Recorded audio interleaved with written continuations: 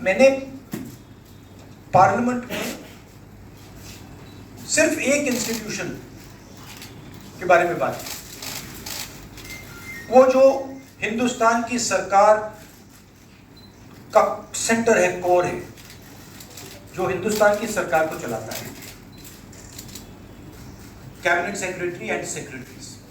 और उसमें मैंने एक छोटा सा सवाल पूछा।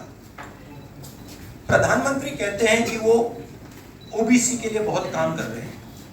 अगर प्रधानमंत्री इतना काम कर रहे हैं तो 90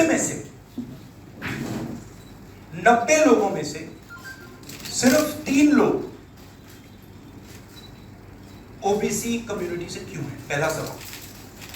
दूसरा सवाल, मैंने यही एनालिसिस बजट को देख के की कि भैया पूरा हिंदुस्तान का बजट क्या है और ये जो ओबीसी ऑफिसर्स हैं ये इस बजट में से कितना कंट्रोल कर रहे हैं और क्या कंट्रोल कर रहे हैं। आदिवासी क्या कंट्रोल कर रहे हैं, दलित क्या कंट्रोल कर रहे हैं। ओबीसी हिंदुस्तान के 5% बजट को कंट्रोल कर रहा है, ओबीसी ऑफिसर्स। तो मुझे बात समझ नहीं आ रही है। प्रधानमंत्री हर रोज ओबीसी की बात करते हैं, ओबीसी प्राइड की बात करते हैं, मगर ओबीसी के लिए किया क्या? अब जब मैंने ये बात बोली, उनका रिस्पॉन्स बड़ा इंटरेस्टिंग है।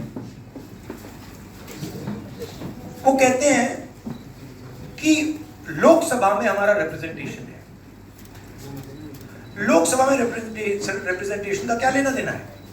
मैं कह रहा हूं कि बजट डिसीजन जो लेते हैं, जो बजट को ऑफिसर्स हैं, जो बजट को कंट्रोल करते हैं,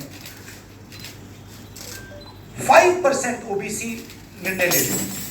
और मैंने सिर्फ ये सवाल पूछा, क्या हिंदुस्तान में ओबीसी की आबादी 5% है? ये मैं जानना चाहता हूं। अगर 5% है तो फिर वो ठीक है, उसको मैं एक्सेप्ट करने के लिए तैयार हूं। मगर अगर वो 5% से ज्यादा है तो मुझे ये पता लगाना है, और एक बार मैं मन बना लेता हूं, मैं छोड़ता नहीं हूं, मुझे ये पता लगाना है ये ओबीसी हिंदुस्तान में कितने हैं। स्टेप बाय स्टेप करना है।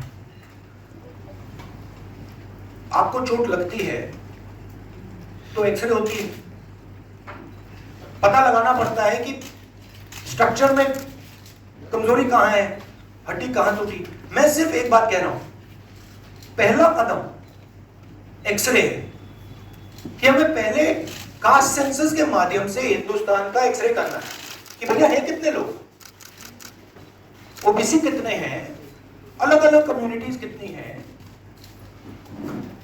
ट्राइबल्स कितने, ये पहले टेबल पे तो रखो। डिसीजन लेने से पहले अगर हम अपने सामने डेटा ही नहीं रखेंगे तो डिसीजन कैसे लेंगे? वो तो आपने बात की, मगर पहले हमारे सामने डेटा रखो। डेटा रखोगे मैं आपका जवाब दे दूंगा। आज तो डेटा ही नहीं है। दूसरी बात,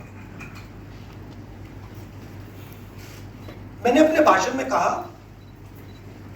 कि आजादी की जो मूवमेंट थी वो एक शुरुआत थी।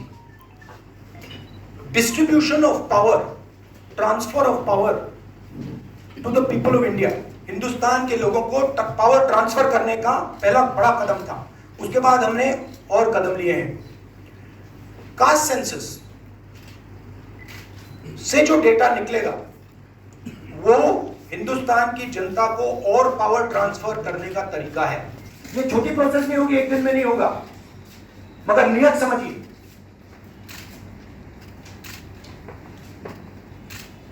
आप नरेंद्र मोदी जी कहते हैं, अमित शाह जी ने कहा कि हमने ओबीसी को विधानसभा में, लोकसभा में डाला है। आप मुझे बता दीजिए कानून बनाने में, बजट में उनकी क्या भागीदारी है। पहले 50-60 साल पहले डिबेट्स होती थी, एमपीज का रोल होता था, एमपी कानून बनाते थे। हमारी पार्टी में भी एमपीज को हम रोल देते हैं, उनसे बातचीत करते हैं, नरेगा में इन्वॉल्व करते हैं। आप किसी भी बीजेपी के एमपी से पूछ लीजिए, विधानसभा में किसी भी स्टेट में पूछ लीजिए, सरकार चलाने में उनकी क्या भागीदारी है। जवाब देंगे हमारा कोई रोल नहीं है।